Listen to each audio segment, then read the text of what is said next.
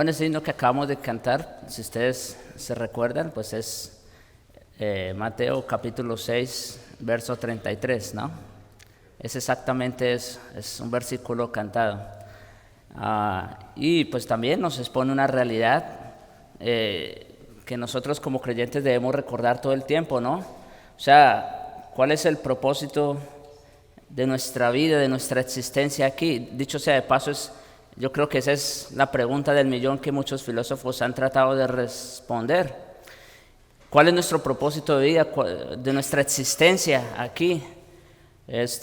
Porque nos toca vivir tantas cosas, pero muchas veces, o la mayoría de gente no sabe cuál va a ser su final, su destino, pero nosotros sí sabemos. Y el Señor nos dejó claro cuáles deben ser nuestras expectativas de vida mientras estemos aquí en esta tierra. Y nuestras expectativas de vida, por sobre todas las cosas, lo que debe primar, lo que debe estar en el primer lugar de nuestra vida y de nuestra existencia, que es el reino de Dios y su justicia. El reino de Dios y su justicia. Es decir, la comunión con el Señor, el Evangelio, que de lo demás y de los asuntos que tienen que están conectados con el reino precisamente, que de todo lo demás el Señor se encarga. Entonces, y eso, pues también podemos conectarlo incluso con lo que estamos viendo aquí en nuestro estudio en la escuela dominical. Estamos en la doctrina de Dios, ¿recuerdan? Se ha dicho, por supuesto, que si hay un tema de estudio más excelente sobre cualquier otro tema, es precisamente el ser de Dios, el ser y la existencia de Dios. Ese es el objeto de estudio más excelente que alguien puede adquirir o que alguien puede aprender, vamos a decir. Y sin duda, también estoy de acuerdo con Calvino cuando decía que lo más importante que un hombre debe conocer es acerca de Dios, ¿verdad? Porque si conoce a Dios, entonces también va a tener una percepción adecuada o correcta acerca de sí mismo. Y cuando se da cuenta de sí mismo, de quién es Él, entonces va a ver su necesidad también de un Salvador. Entonces, ¿se dan cuenta? Lo uno necesariamente lleva a lo otro. Entonces, como digo, estamos en este estudio de la doctrina de Dios. Estamos tomándonos el tiempo necesario. Ya hemos hablado de sus atributos, ¿recuerdan? Muchos de ellos hemos hablado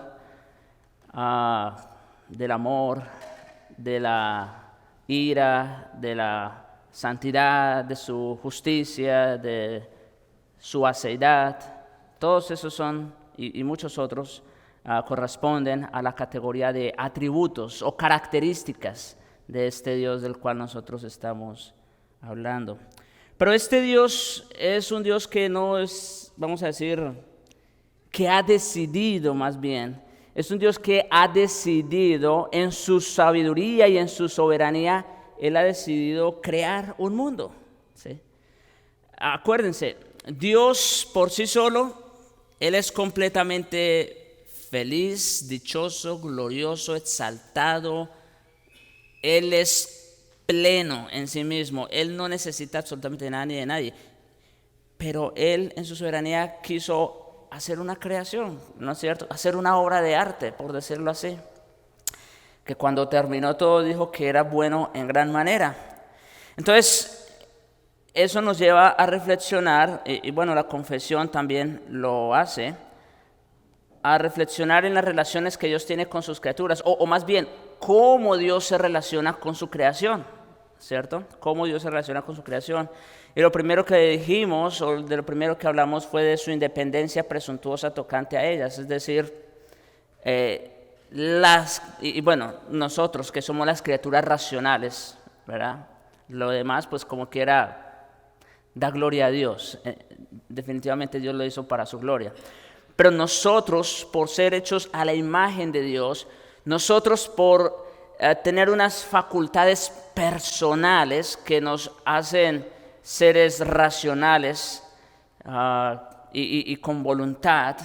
Entonces, Dios quiere que nosotros sepamos y entendamos que Dios es Dios y que todo lo demás está por debajo de Él. Eso es lo primero. Que Dios es Dios, que no hay otro como Él, que Él no necesita ni depende de nada ni de nadie para hacer existir, y que todo lo demás está debajo de Él. Pero no solo que está debajo de Él, sino que todo cuanto existe en realidad depende y necesita de Él. Todo lo demás, cuanto existe, depende de Él, depende y necesita de Él. Dios es la fuente de todo. Vamos a ponerlo en esos términos. Dios es la fuente inagotable de vida, de existencia. Él es quien da vida a todas las cosas, dice un texto.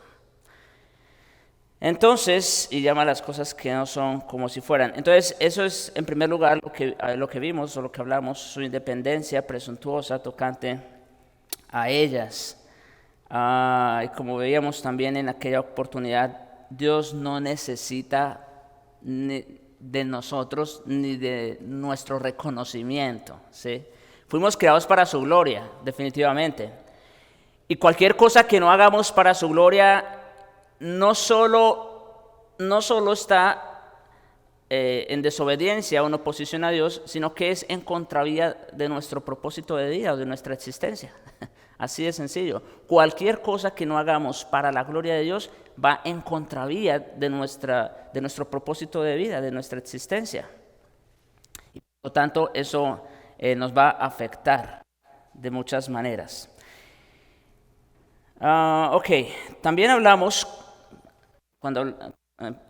ya dentro de este tema de las relaciones de Dios con su creación, hablamos del dominio soberano que Dios tiene sobre su creación. Ese fue un tema muy álgido, ¿no? ¿Recuerdan? Hablamos de la soberanía absoluta de Dios. Bueno, parece ser redundante un poco, ¿no? Soberanía absoluta. Pero es necesario agregar esa palabra absoluta, ustedes saben, porque pues también se puede hablar de soberanía en términos humanos, ¿no? Soberanía que tiene, por ejemplo, un país, una nación, es soberano en sus leyes, en sus normas, en lo que dice, y una compañía tiene un grado de soberanía, en fin, pero la soberanía de Dios es absoluta. ¿Qué quiere decir eso? Que su soberanía es ¿sobre qué? Sobre todas las cosas, sobre toda la creación, ¿no es cierto? Sobre todo. Eso quiere decir soberanía absoluta. Y no solo eso, sino que, como dice aquí la confesión, Él es la única fuente de todo ser, de quién, por quién y para quién son todas las cosas, teniendo sobre todas las escrituras el más soberano dominio para hacer mediante ellas, para ellas y sobre ellas lo que a Él le agrade. ¿Sí? Y no hay quien detenga su mano y le diga, ¿qué haces? Como vimos en Daniel, ¿recuerdan? Eso es dominio absoluto, ¿verdad? Que aún las personas, vamos a decir, más poderosas que puedan existir sobre la faz de la tierra y a lo largo de la historia, se someten a Él. Hace poco escuchaba una clase, y bueno, nosotros sabemos, por ejemplo, las profecías de Daniel y en la interpretación de los sueños a Nabucodonosor y demás. Uno se encuentra con bastante información, por ejemplo, nomás rápidamente para hablar como de Alejandro el Grande, Alejandro Magno, ¿no es cierto? Y la bestia que caracterizaba a este imperio, ¿cuál era? ¿Recuerdan en Daniel? Al imperio de Grecia, ¿cuál era? El leopardo, ¿no es cierto? El leopardo, una bestia que es muy rápida, pero también nos habla de la forma como fue destruido después. Y nosotros vemos precisamente eso en este hombre Alejandro, cómo él conquistó de una manera tan rápida como ningún otro emperador lo había hecho. Helenizó todo el mundo conocido en aquella época. Lo hizo de una manera muy rápida. Pero también de alguna manera ya se había profetizado cómo iba a ser su fin, que después de eso fueron su reino, el reino de Grecia, fue dividido en cuatro partes, vamos a decir, después de su muerte. Ya ahí empezó a debilitarse Grecia y posteriormente pues llega a Roma. Pero solamente esto como un dato, no es algo relevante, pero solamente para que veamos el dominio soberano que Dios tiene sobre todas las cosas y todas las personas y todas las situaciones también, ¿no? Porque uno, por ejemplo, se va a la historia universal y lee sobre Grecia y sí, pues ahí vas a encontrar mucha información. Lo grande es que todo eso que nosotros tenemos ahí, eso ya había sido profetizado, y no solo eso, Dios estaba controlando cada uno de los acontecimientos. Ahora, y esto, trayéndolo por ejemplo a nuestro presente, nos debe dar un respiro y un gran descanso y un gran alivio. Por ejemplo, pensando lo que está pasando el día de hoy en Ucrania, ustedes saben la realidad en la que nos encontramos. Por supuesto que de alguna manera eso nos conmueve, pero debemos entender que independientemente, no importa qué tanto poder tenga una persona en este mundo, ¿no es cierto? ¿Qué tanta autoridad le haya dado el príncipe de este mundo? Porque es la otra. Ellos no actúan por su propia cuenta. Ellos actúan con el poder y autoridad de alguien que está por encima de ellos, que es ¿quién? Exactamente. Pero por encima de ese hay otro más alto, como dice Eclesiastés, que los vigila a todos y que los controla a todos. Y eso a nosotros nos debe dar mucho descanso, mucha paz y mucha seguridad. Entonces, eso con respecto al dominio de Dios sobre su creación, sobre sus criaturas. Hablamos, ¿recuerdan la última vez de el papel, o no el papel, pero cómo nosotros entendemos la soberanía de Dios, por ejemplo, cómo se conjuga con la responsabilidad de orar, ¿no es cierto? La soberanía de Dios y la responsabilidad de predicar. La soberanía de Dios y el pecado, ¿no es cierto? Fueron temas que tratamos la última vez, que esos sí son muy relevantes para nosotros, y por eso los traje a propósito. Dedicamos una clase exclusivamente a eso, ¿no? ¿Recuerdan? A tratar esos puntos en particular. Bien, hermanos, pero entonces, el día de hoy vamos a hablar de otro aspecto, de otra forma como Dios se relaciona con su creación, y es el conocimiento absoluto que Dios tiene de la creación o de las criaturas, su conocimiento absoluto de ellas. Por supuesto, este aspecto de la relación de Dios con sus criaturas está relacionado, está intrínsecamente ligado con su omnisciencia, ¿recuerdan? Un atributo que ya nosotros vimos hace un tiempo. Entonces, la confesión dice así, ahí ustedes lo pueden leer, bueno, si pueden, se alcanzan a leer. Dice la confesión: todas las cosas están desnudas y abiertas a sus ojos, ¿sí? Su conocimiento es infinito, infalible e independiente de la criatura, de modo que para él no hay ninguna cosa contingente o incierta. Ok, vamos a ver qué quiere decir eso. Bien, en primer lugar dice que todas las cosas están ¿qué? Desnudas y abiertas, ¿verdad? La palabra desnudo es otra manera de decir están reveladas, están sin velo, ¿no es cierto? Están completamente tal y como son. Eso significa la palabra desnudo. Todas las cosas están desnudas, reveladas a Él y abiertas a sus ojos, ¿sí? Dios no tiene barreras en ningún sentido. Algo que le impida ver a sus criaturas. No, Dios no tiene ninguna barrera. Ni las tinieblas le son una barrera para Él. Pero no solo eso, dice que su conocimiento es ¿qué? Infinito, o sea, Él conoce absolutamente todo, y no solamente eso, sino que conoce absolutamente todas y cada una de las posibilidades, todo, absolutamente. Lo que hubiera sido y no fue, vamos a ponerlo en esos términos, lo que hubiera sido y no fue. Dios lo conoce absolutamente todo. Su conocimiento es infinito, que conoce hasta los pensamientos y las intenciones del corazón, como vamos a ver en un momento. Su conocimiento es infinito, infalible, o sea, el conocimiento que Dios tiene no está sujeto a error. En realidad lo que Él sabe, eso es lo que es, y no es más de eso. ¿Sí? Es infalible, sin error, e independiente de la criatura. ¿Qué quiere decir esto? Que, por ejemplo, aunque haya cosas que nosotros no le confesemos al Señor, ¿cómo quiere Él la sabe? ¿Cómo quiere Él la sabe? Él no depende de nosotros para saber cuál es la intención que yo tengo para este año. ¿Cuáles son las intenciones que yo tengo en términos laborales, con mi familia, vacaciones, en fin? No, Él las conoce, aun cuando nosotros no se las digamos, porque su conocimiento es independiente de la criatura. Es más, Él nos conoce tanto que eso sabe lo que nosotros no sabemos de nosotros mismos. Sí. Hay cosas que nosotros desconocemos de nosotros, ¿sabe?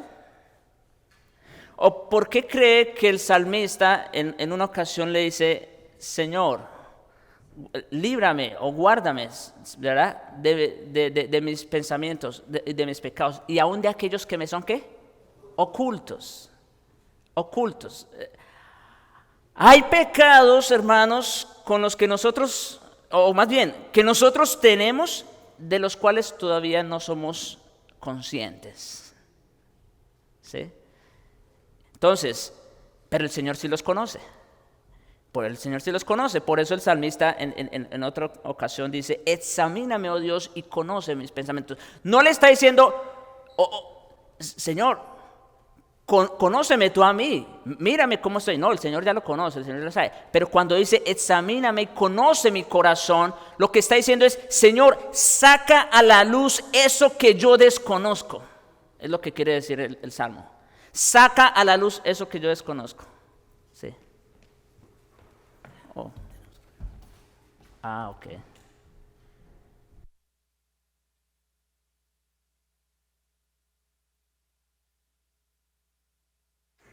¿Listo? Bien. Entonces, estamos diciendo que su conocimiento es infalible, sin error, e independiente de la criatura.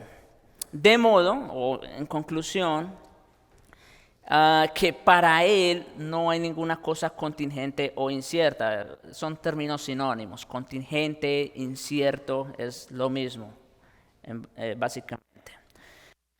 Bien, entonces, habiendo ya definido el concepto, habiendo dado un poco más luz sobre el conocimiento que Dios tiene de su creación, entonces vamos a, como siempre, vamos a revisar a los textos, si no todos, por lo menos algunos, la mayoría de ellos. Vamos a revisar estos textos que tienen que enseñarnos en cuanto al conocimiento absoluto de Dios sobre su creación, e incluso qué aplicaciones prácticas encontramos en ellos. Bien, entonces, rápidamente, tenemos buen tiempo. Entonces, vamos a considerar estos textos. Vamos a ir rápidamente. Hermano Ricardo, si nos ayuda con 1 Samuel 16:7. 1 Samuel 16:7. Raúl, ayúdanos con 1 Crónicas 28:9. 28:9. Hermano Jesús, 2 Crónicas 6, 29 al 30. 2 Crónicas 6, 29 al 30. Ok. Carlos, ayúdanos con Salmos 33, versículos 13 al 15. Salmos 33, versículos 13 al 15. Abieser, ayúdanos con Salmo 98. Salmo 98. Junior, Salmo 139, 1 al 3. 139, 1 al 3. y 11 al 12, que están ahí en el mismo texto. Ok, y hermano Guadalupe, ayúdenos con Salmo 147, versículos 4 al 5. Salmo 147, versículos 4 al 5. Y hermano Eli, nos ayudas con, vamos a ir con Jeremías, mejor, Jeremías 17:10. Jeremías 17:10. Ok, y del otro lado, vamos a ir, el hermano Herminio, con Juan 2, versículos 23 al 25. Juan 2, 23 al 25. Hermano Danca, Romanos 11, versículos 33 y 34. Hermano Arnaldo, 1 Corintios 4, 5. Dani, ayúdanos con Hebreos 4, versículos 12 al 13. Hebreos 4, 12 al 13. Y Mecho, ayúdanos con Apocalipsis 2, 18 al 23. Apocalipsis 2, 18 al 23. Ok, entonces vamos a escucharlos. Vamos a ir uno por uno, como digo, vamos a ir reflexionando en torno a estos pasajes, qué es lo que tienen que decirnos en cuanto al conocimiento absoluto de Dios sobre su creación y si encontramos alguna aplicación en ello, hermano. Primera de Samuel 16:7. Jehová respondió a Samuel: no mires a su parecer ni a lo grande de su estatura, porque yo lo desecho. Porque Jehová no mira lo que mira el hombre, pues el hombre mira lo que está delante de sus ojos, pero Jehová mira el corazón. Bien. ¿Recuerden ustedes cuál es el contexto de estas palabras? Primera de Samuel 16, ¿recuerdan cuál es el contexto? Cuando Dios ya pues había decidido que David iba a ser rey, ¿no es cierto? Entonces le dice a Samuel, ve a la casa de Isaí, ¿no? Y allí uno de sus hijos, él va a ser el que va a reinar o a gobernar en Israel. Y entonces, ¿qué sucede en la historia? ¿Recuerdan? Isaí le presenta a todos sus hijos, los que él creyó que podían, vamos a decir, apuntar a la candidatura de rey. No sé, tenían buen porte, me imagino, eran hombres guerreros, buen cuerpo, en fin, buena apariencia por lo menos. Y entonces, pues Samuel, obviamente Samuel estaba siendo guiado por Dios, ¿no? Por el Espíritu Santo. Y esas son las palabras que Dios le dice a Samuel allí precisamente. No te fijes de la apariencia. Porque Dios no mira solamente lo físico, lo que está delante de los ojos, como nosotros vemos. No, Dios mira más allá. Dios mira ¿qué cosa? El corazón. Entonces, Samuel termina diciéndole, oye, ¿y no tienes otro hijo todavía por ahí? Sí, no, pero pues aquel un pastorcito ahí, él me ayuda con las ovejas. Bueno, pues ese pastorcito era el que iba a reinar sobre Israel, porque Dios así lo había decidido. Y porque Dios no mira la apariencia, sino el corazón. El otro texto, me fui de ahí. Hermano, Raúl. Y tú, Salomón, hijo mío, reconoce al Dios de tu Padre y sírvele con corazón perfecto y con ánimo voluntario, porque Jehová escudriña los corazones de todos y entiende todo intento de los pensamientos. Si tú le buscareis, lo hallarás, mas si lo dejares, él te desechará para siempre. Muy bien. Yo no puedo hablar con certeza, pero yo creo que cuando David estaba diciéndole estas palabras a su hijo Salomón, yo creo que él estaba pensando, bueno, en tantas cosas, ¿verdad?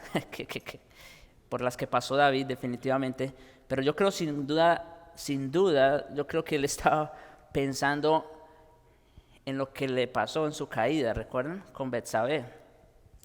Porque, ¿cuál fue?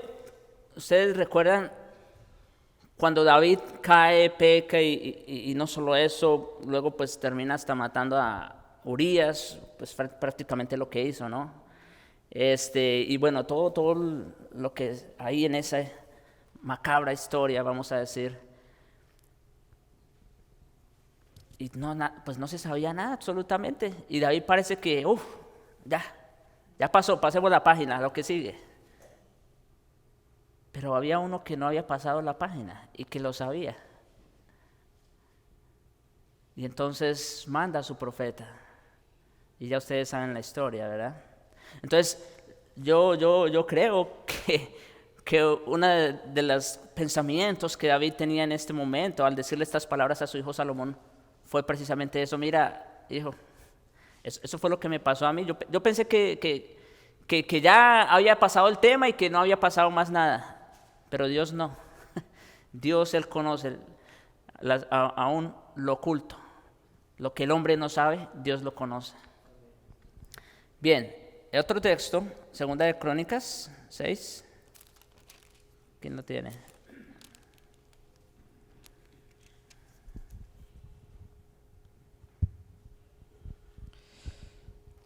Toda oración y todo ruego que hiciere cualquier hombre y todo tu pueblo Israel, cualquiera que conociere su llaga y su dolor en su corazón, si extendiere sus manos hacia esta casa, tú oirás desde los cielos, desde el lugar de tu morada, y perdonarás y darás a cada uno conforme a sus caminos, habiendo conocido su corazón, porque solo tú conoces el corazón de los hijos de los hombres. Pregunta. Para Dios conocer lo que dice alguien en oración, interesante. Para Dios conocer lo que dice alguien o lo que expresa en palabras en oración, Dios tiene que dejar su trono de gloria, su morada en los cielos. No. Y no lo tiene que hacer por la sencilla razón de que Él también es ¿qué? Un atributo que vimos.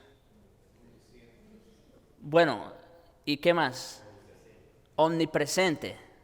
Él es omnipresente, Él está presente en todas partes. Por eso dice, mire, si alguno de ustedes, ¿verdad?, hiciera oración, ruego, y dice, si extendiere las manos hacia esta casa, tú oirás desde los cielos.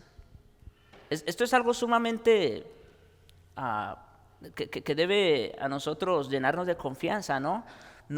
Miren, mis hermanos, y esto también nos debe llevar a la reflexión. Cada cosa que nosotros hacemos y cada oración que nosotros expresamos, es como que Dios está ahí contigo, al lado. Dios no tiene que bajar de los cielos para escuchar tu oración. Él está ahí. Él está ahí. Pero no solo eso, sino como dice aquí, habiendo conocido su corazón, porque solo tú conoces el corazón de los hijos de los hombres. Entonces, Dios es omnipresente, Él está ahí. No necesitamos un altoparlante a ver si alcanza a llegar nuestra voz hasta el cielo. No. Él está ahí, al lado nuestro. Y número 2, Él conoce aún nuestro corazón. El que sigue, Salmos 33, versículo.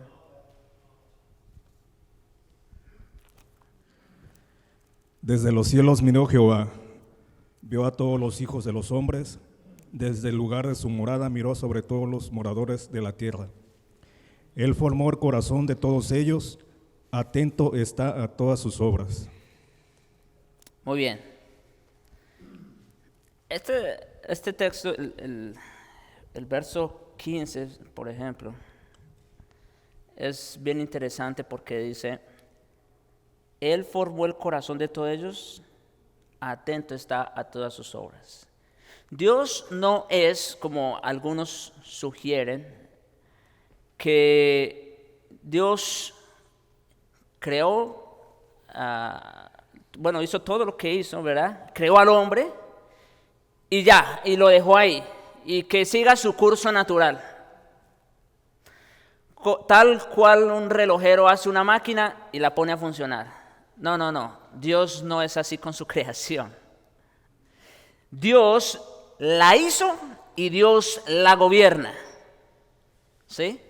Es lo que vemos aquí. Él formó el corazón de todos ellos. Está hablando de los hijos de los hombres. Ahora, ¿desconocerá el hacedor del corazón de los hombres los pensamientos del corazón del hombre? Eso es lo interesante. Y vemos que no. Que Dios no solamente nos hizo y nos dejó ahí a la aventura. A ver qué pasaba. No. Dios controla, gobierna y no solamente eso, como dice el texto, atento está, conoce nuestras obras, nuestros pensamientos. Bien, otro texto, ¿cuál dije? Ya, Salmo 90, 8.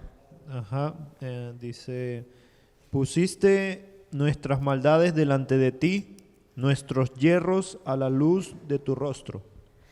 Ese texto es bien también, había hablado ya algo sobre eso hace un momento, pero este texto nuevamente nos trae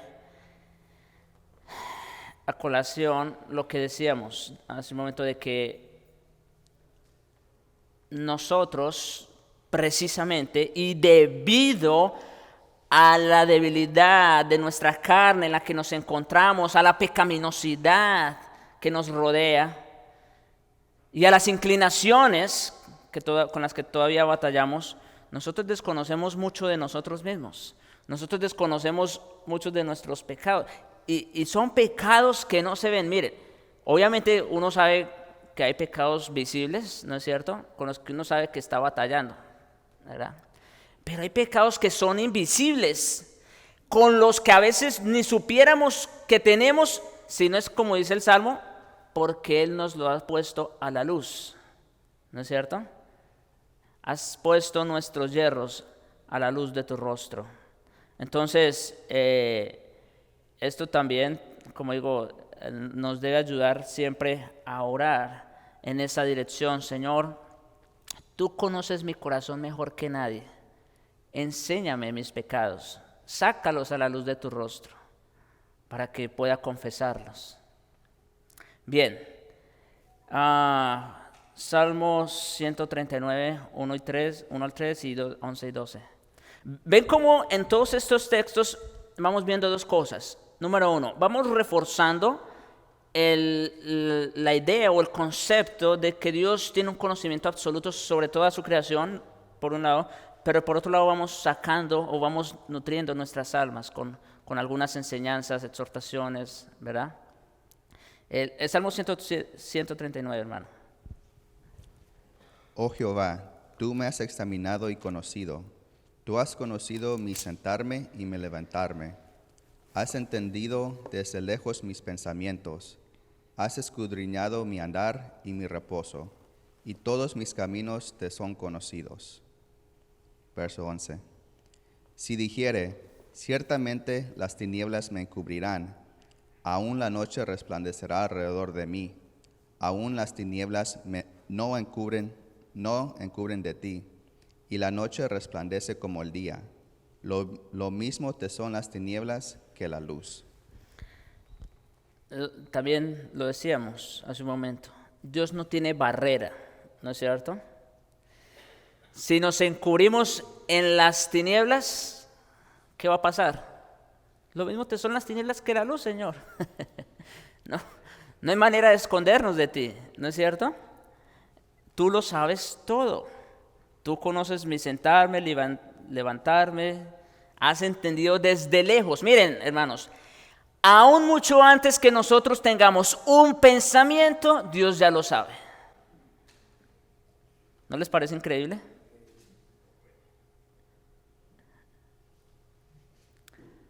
Mire, en los próximos 5 minutos ustedes van a pensar algo y no saben qué va a hacer. Dios ya lo sabe. Dios ya lo sabe. Y saben que ustedes mañana van a tomar una decisión. Ustedes no saben cuál va a ser. Dios ya la sabe. Es increíble, ¿no les parece? Dice, has entendido desde lejos, desde mucho antes, mis pensamientos. Bien, el que sigue, ¿cuál fue el? Hermano Guadalupe.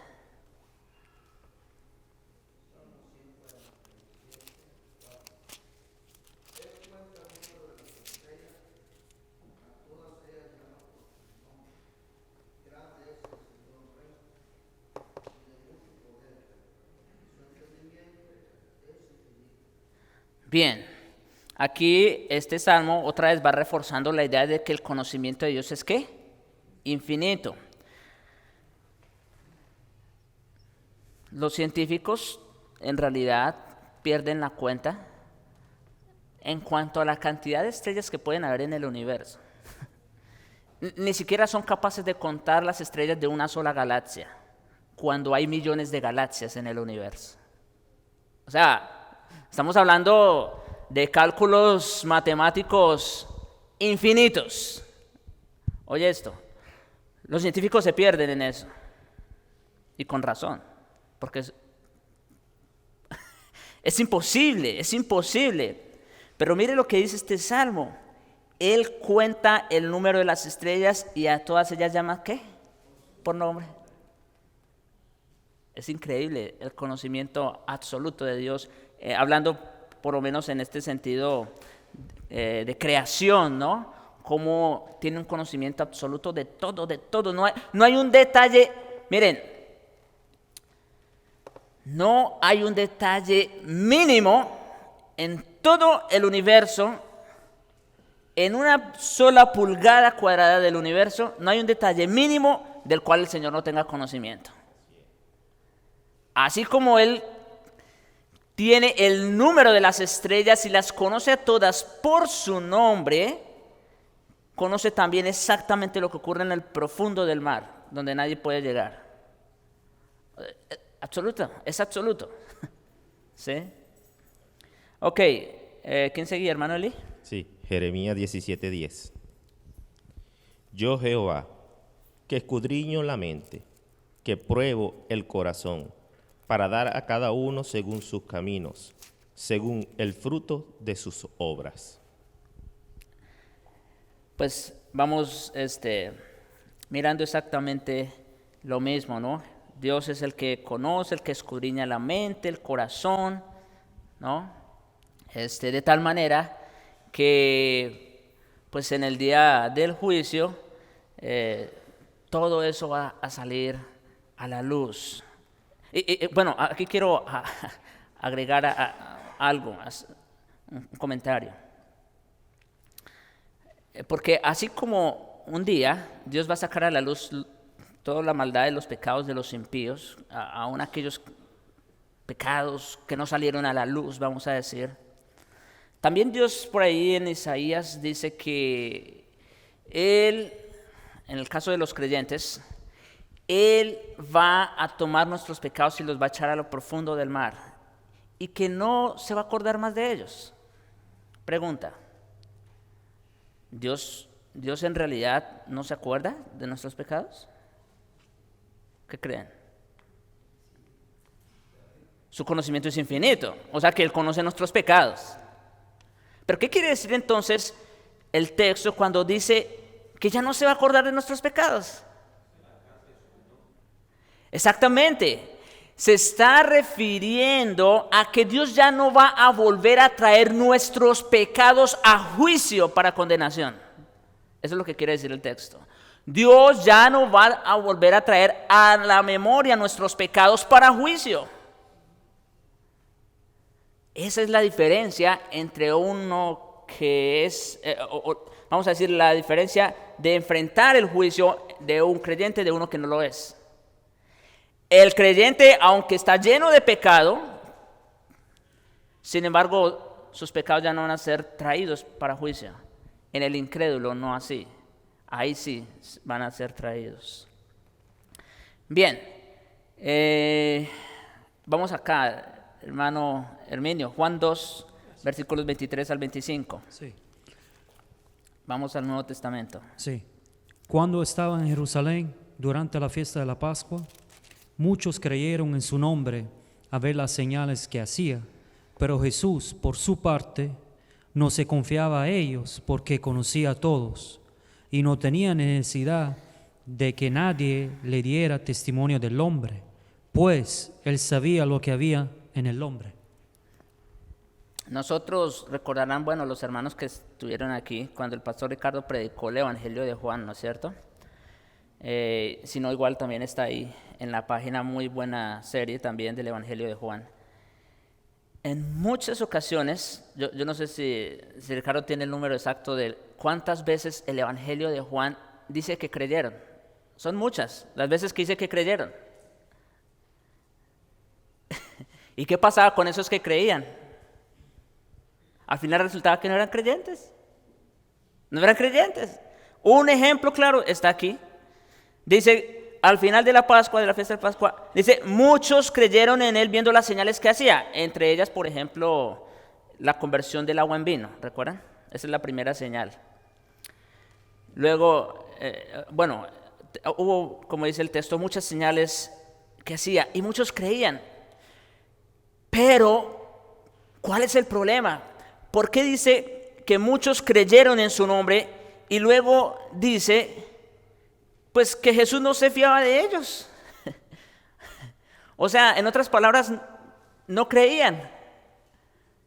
Bueno, como dice, creo que el texto mismo responde, creyeron en su nombre viendo las señales. En otras palabras, no creían en Cristo, en su persona, sino que simplemente quedaban abrumados ante la cantidad o ante el poder demostrado ante ellos.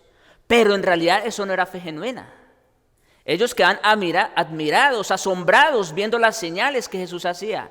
Pero como dice el texto, pero Jesús mismo no se fiaba de ellos, pues los conocía a todos. Y no tenía necesidad que nadie le diese testimonio de hombre, pues él sabía lo que había en el hombre. En otra ocasión, ¿recuerdan? Cuando bajan a un paralítico por el techo y ya saben, los fariseos siempre al ataque. ¿Y qué dice el Señor? Bueno, el Señor dice que sabiendo que ellos cavilaban, ¿no es cierto? O sea, esa murmuración, ¿en dónde? En sus corazones. El Señor vio la murmuración de estos hombres en sus corazones. Y por eso les digo, miren, ¿qué es más fácil decirle al hombre? ¿Tus pecados te son perdonados? O levántate, toma tu lecho y anda. Porque Dios ya le había dicho que sus pecados le habían sido perdonados. Y por eso, bueno, pues ¿quién es este que? ¿No es cierto? ¿Qué es más fácil decir? ¿Qué creen ustedes? ¿Cómo? ¿Por qué es más fácil decir eso?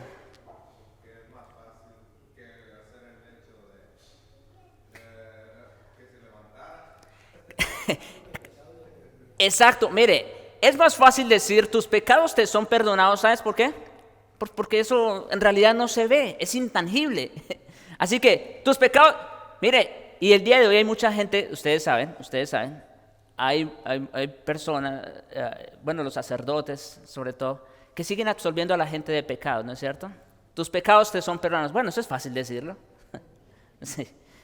Ahí no hay ningún problema, como que tú sabes. Pero decirle que se levante a un hombre que lleva no sé cuántos años, 38 años, imagínense, paralítico, y que andara, eso ya son otras cosas. Entonces, eran esos milagros lo que a la gente les hacía wow, ¿no? Pero ese wow no era fe. Eso no era suficiente. Porque Jesús conocía sus corazones. Sí.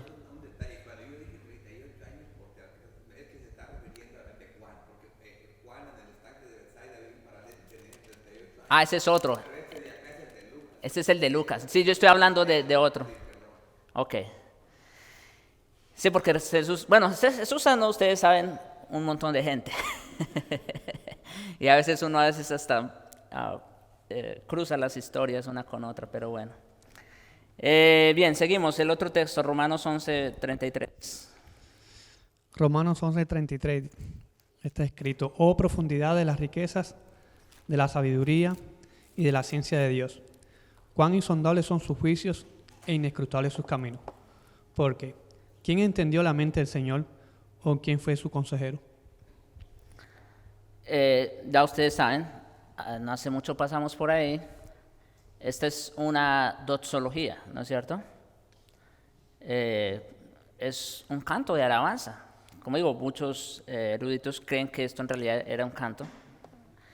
¿Y qué es lo que se exalta por sobre todas las cosas en este canto de alabanza? ¿Qué es lo que se exalta? Exactamente, como dice el texto, oh profundidad de las riquezas, de la sabiduría y de la ciencia de Dios. Está exaltando, está alabando la sabiduría, el conocimiento de Dios. Cuán insondables son sus juicios. O sea, no, esto no cabe en la mente del hombre.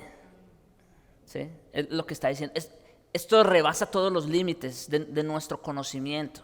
Miren, los científicos se asombran, y hace poco estaba pensando justamente en algo así. Nuestro cerebro, ustedes saben, es una masa. Pero nuestro cerebro es tan inteligente, gracias por supuesto a su diseñador. Pero nuestro cerebro es tan inteligente que tiene, miren, ustedes, es más, les voy a decir, ustedes no tienen idea la cantidad de conocimiento que ustedes tienen. El conocimiento que ustedes tienen, vamos a decir, hasta cierto grado es infinito. O sea, quiero decir, en este momento ustedes no me podrían decir exactamente todas y cada una de las cosas que ustedes saben.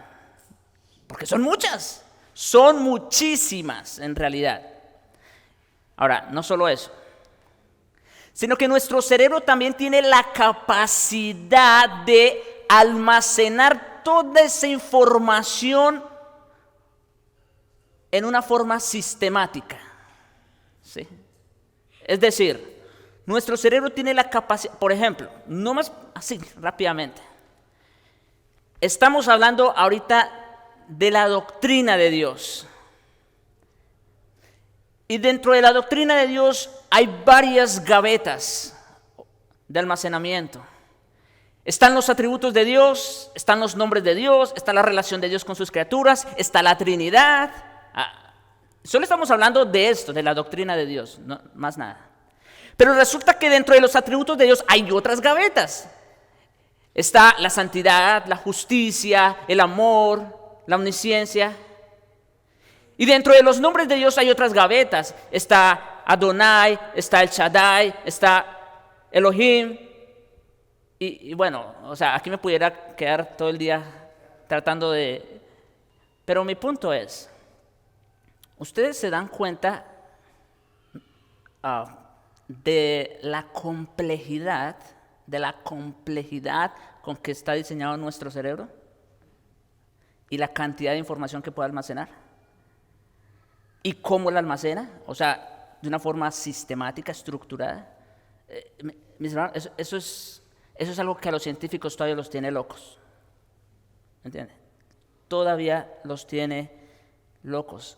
Sin embargo, la sabiduría y el conocimiento de Dios superan con creces infinitamente nuestra sabiduría y nuestro conocimiento. Es increíble, ¿no les parece? Por eso Pablo termina en alabanza, volvemos al punto. No hay otra forma de terminar. Hermano Dani, ¿tienes Hebreos? Creo que me falta uno. Primera de Corintios, sí. capítulo 4, versículo 5. Dice, así que no juzguéis nada antes de tiempo, hasta que venga el Señor, el cual aclarará también lo oculto de las tinieblas y manifestará las intenciones de los corazones, y entonces cada uno recibirá su alabanza de Dios. Está hablando del juicio, pero está hablando en un contexto de creyentes únicamente, y pues está expresando lo mismo que ya hemos dicho, ¿no? Que el Señor pues aclarará, sacará lo oculto de las tinieblas y hará manifiesto, ¿qué cosa? Las intenciones. Aquello que nadie más conocía, Dios lo sacará a la luz. Exactamente. El que sigue, hermano. Porque la palabra de Dios es viva y eficaz, y más cortante que toda espada de dos filos, y penetra hasta partir el alma y el espíritu, las coyunturas y los tuétanos, y discierne los pensamientos y las intenciones del corazón. Y no hay cosa creada que no sea manifiesta en su presencia.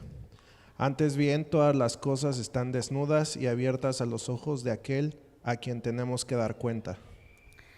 Yo creo que este es el texto clásico, ¿verdad? De todo lo que hemos estado diciendo. Sobre todo, bueno, el verso 12 termina diciendo que Dios, ¿verdad?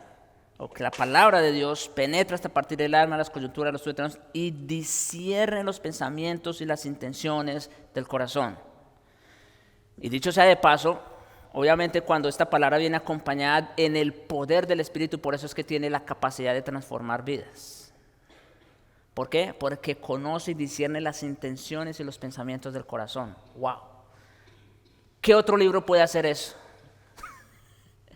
Fíjate, hace poco estaba hablando, escuchando más bien, también.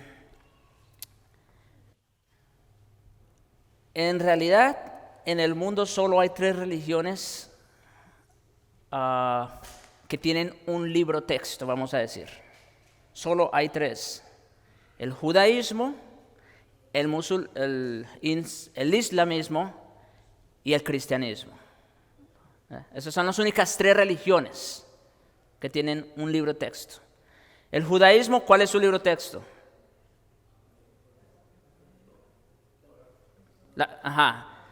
¿Verdad? Bueno, el Antiguo Testamento, ¿verdad? Que incluye la Torá, más los profetas, en fin. Los judíos. El islamismo, ¿cuál libro tiene? El Corán. ¿Y el cristianismo? ¿Cómo? La Biblia.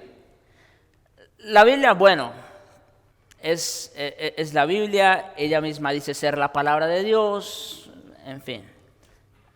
La autoridad es más que evidente.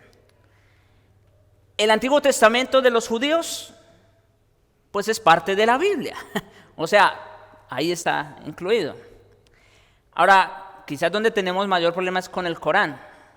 Sin embargo, ¿saben qué, mis hermanos? La gran mayoría de las cosas que están escritas en el Corán han sido tomadas ¿de dónde? De la Biblia. De la Biblia.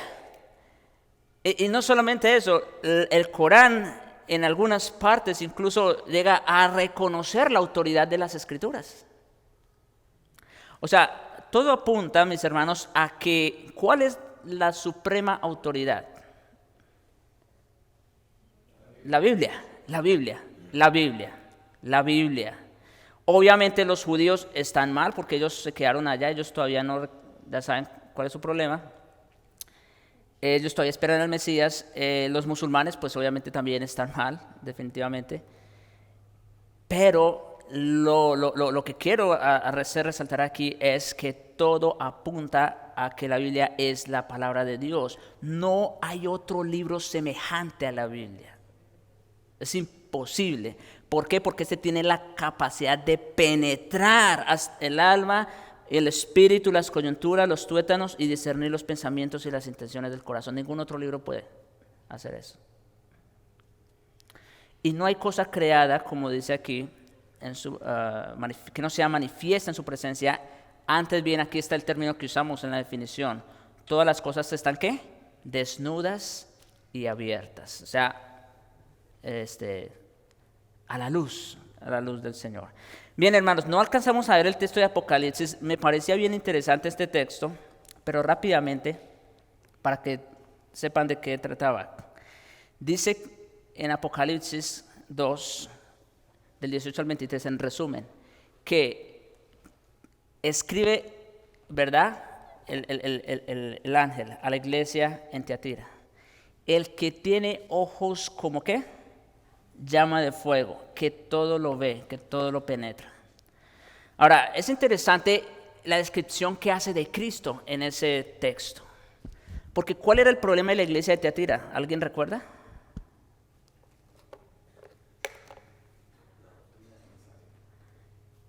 Dice, tengo una cosa contra ti, que tienes ahí a Jezabel. Pregunta. Bueno, hay algunos intérpretes que dicen que había una mujer que se llamaba Jezabel, lo cual es una interpretación, permítame la expresión, muy corriente. No, de eso no es que está hablando el texto. Otra opción, ¿Jezabel resucitó? Bueno, no, ¿verdad?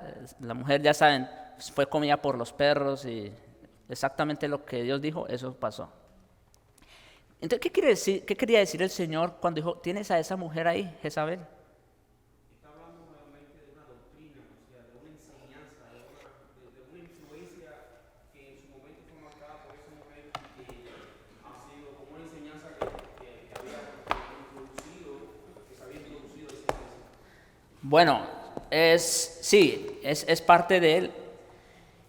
Pero como dice, acuérdense de la descripción que hace de Cristo. Es importante hacer la conexión entre la descripción de Cristo y la exhortación para la iglesia. Dice que Él tiene ojos como llama de fuego que nadie lo ve.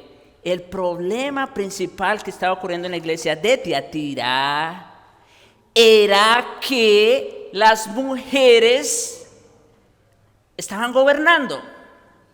Momento, alguien puede decir, pero pastor, en tiempos de los apóstoles las mujeres gobernando, no creo que eso haya sido así. Claro, obviamente las mujeres no estaban en el púlpito, definitivamente, eso es claro. Pablo prohíbe a la mujer levantarse en medio de la congregación y todo esto. Pero, ¿cuál era el problema entonces? El problema es el espíritu de Jezabel, por decirlo de alguna manera, ¿no es cierto? Las mujeres, miren, las mujeres influyen mucho en la vida de los hombres, vamos a decir. ¿Y qué pasa? Muchas de las decisiones que se estaban tomando en la iglesia de Tiatira, precisamente estaban siendo influenciadas por las mujeres. ¿Y cómo puedo decir yo eso? Bueno, en la historia, ¿cómo sabemos? ¿O por qué más bien Cristo trae estas palabras de Jezabel aquí? Porque, por ejemplo, en la historia vemos que ¿quién fue la que dio la orden de matar a ¿recuerdan? ¿Quién? Jezabel. ¿Y cómo lo hizo ella?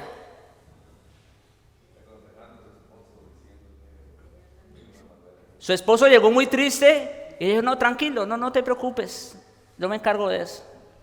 Y ya saben, ¿no? Con el anillo del rey, hizo carta y todo lo demás, Miren, nosotros no hubiéramos sabido eso si no fuera por el Espíritu Santo, ¿saben? Porque ¿saben dónde sucedió esa plática? En la recámara de Acab y Jezabel. ¿Quién se iba a enterar de esa plática, de esa conversación? El Espíritu Santo, que todo lo ve, que tiene ojos como llama de fuego, como dice Apocalipsis.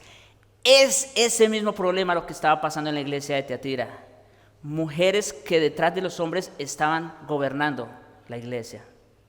Entonces, y yo sé, por eso no quiero entrar en más detalles, porque también este es un tema un poquito álgido, pero básicamente lo traje para eso, para que veamos hasta dónde llega el conocimiento de Dios, que Él ve lo que nosotros no vemos. Y que el Señor nos ayude, hermanos, que el Señor nos ayude, porque cada vez que estemos haciendo algo, o incluso estemos pensando en algo, acordémonos, Dios está aquí, Él está presente, y Él conoce absolutamente los pensamientos y las intenciones del corazón. Oremos. Padre Santo, gracias te damos por esta palabra. Te alabamos, Señor, por quien tú eres, un Dios omnisciente, que todo lo sabes, todo lo conoces, no hay cosa oculta, sino que todas las cosas están desnudas y abiertas delante de ti.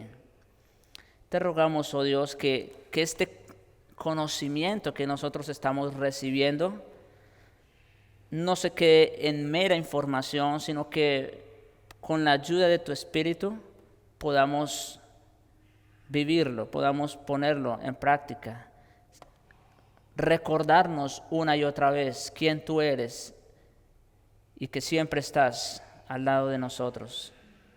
Oh Dios, te rogamos, ten misericordia, ayúdanos en Cristo Jesús. Amén.